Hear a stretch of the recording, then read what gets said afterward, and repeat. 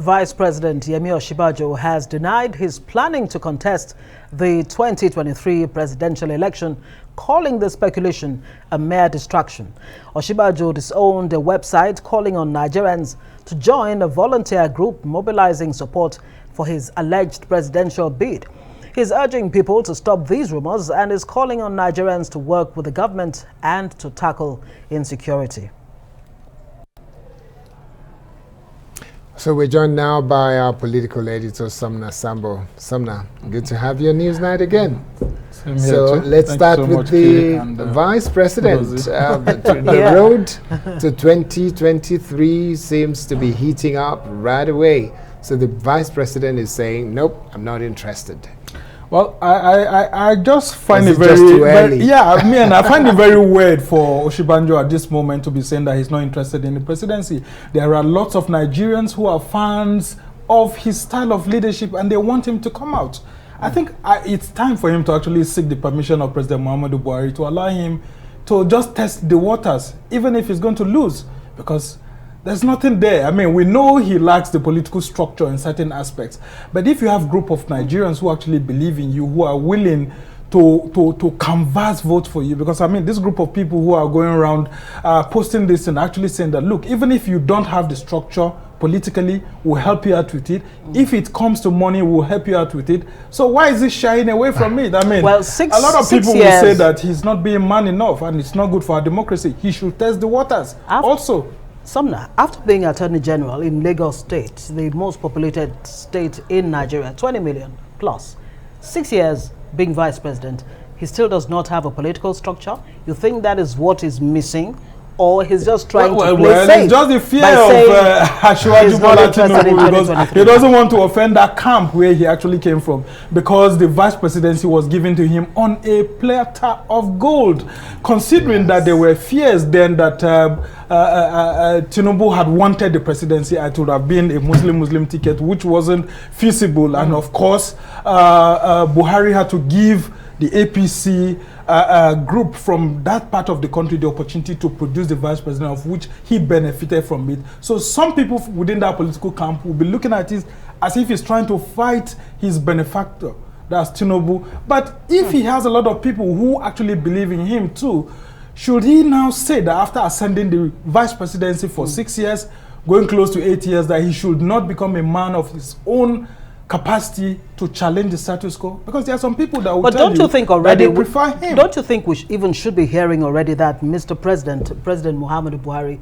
is looking in the direction of an Osinbajo? Yeah, I mean, that's what a lot of us have been saying. If the northern traditional institutions have been praising him over the years and saying that, look, even when Buhari was sick in 2017, he stood by Buhari. Even Buhari himself has said he's a loyal deputy. Why don't you support him to succeed you? But it looks like the president, within the calls among APC people for power to shift to the south. If Osinbajo has been very loyal to Buhari, then who is the best person to take that position?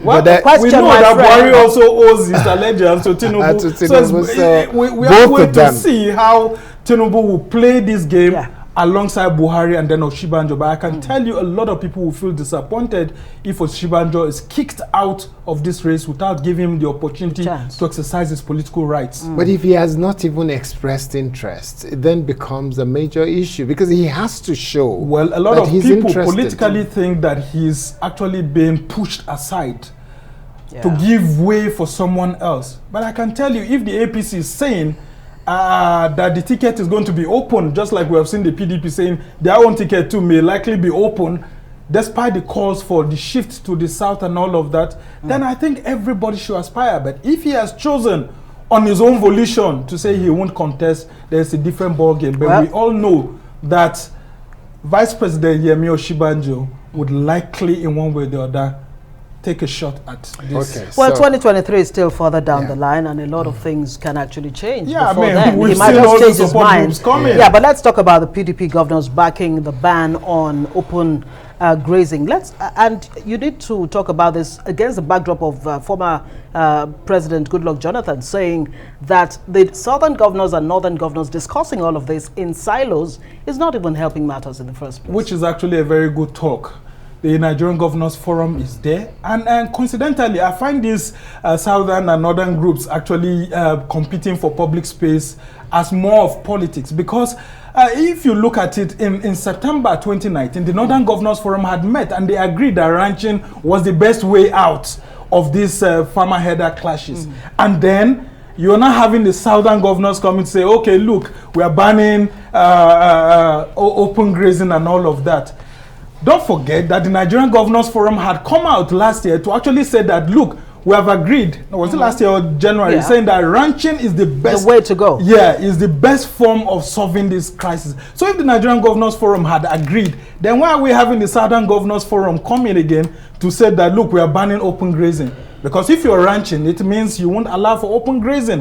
But well, for the security part of it, it was a good decision to say, look, we feel that movement of cattle from one part of the country is causing a lot of insecurity. It's good. But the thing is that if you look at it holistically, these groups of persons should sit down under the umbrella of the Nigerian Governors Forum and solve this problem. Okay, SUMNER, the governors decide who rules the country. The president is only a coordinator at the center. The real power lies with the governors. Okay.